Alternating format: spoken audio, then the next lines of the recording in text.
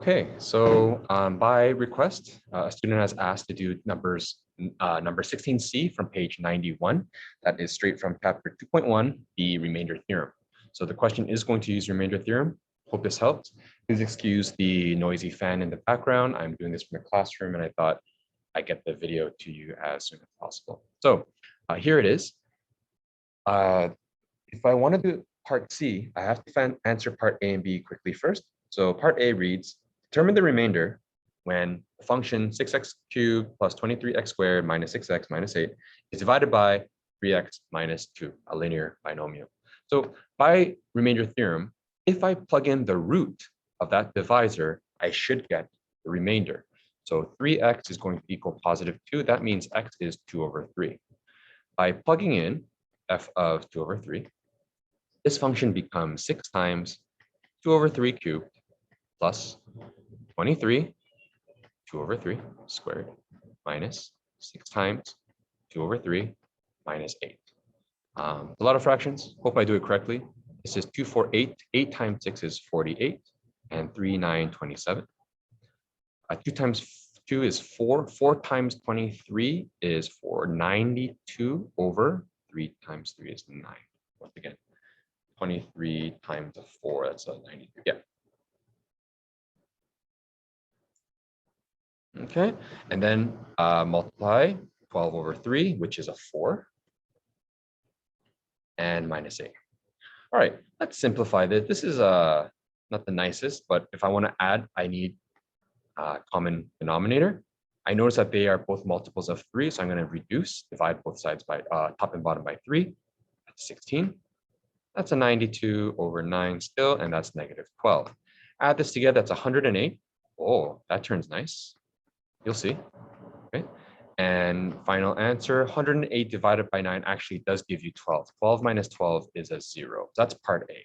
Part B, what does the remainder, I'm going to do big colors, what does the remainder tell you about this root, this 2 over 3?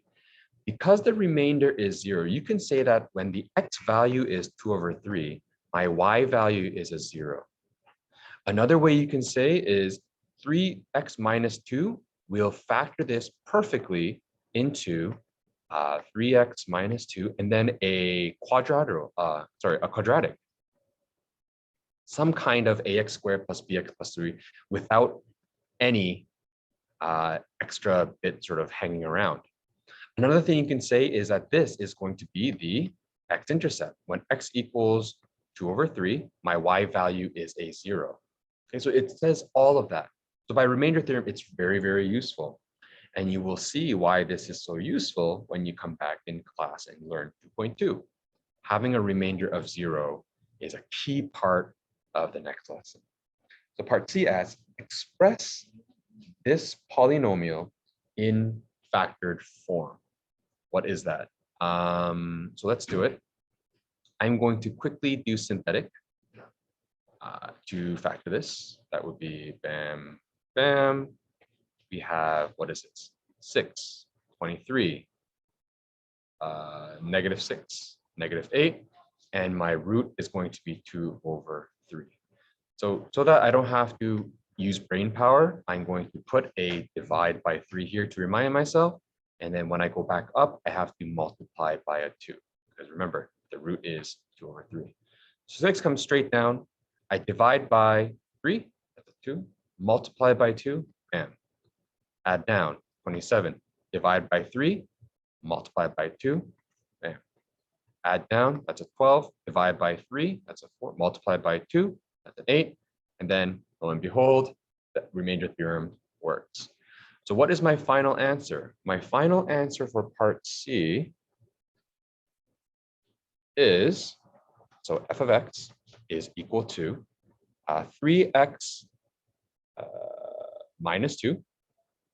And then this is 2x squared plus 9x plus 4. Done.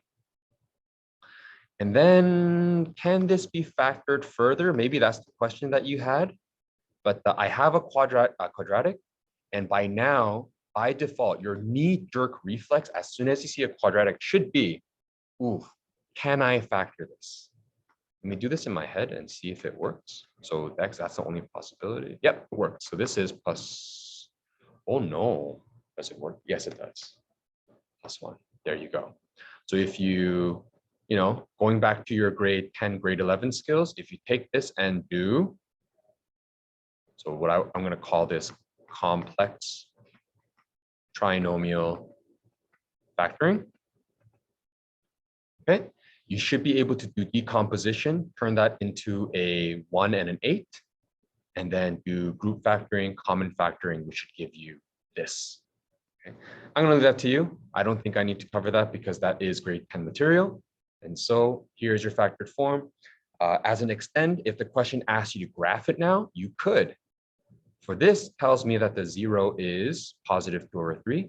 This tells me that a 0 is at negative 1 over 2. And this tells me that the 0 is at negative 4. Bam, bam. 2 over 3, negative 1 over 2, and negative 4 there. It is a cubic. So I have to start here, go through.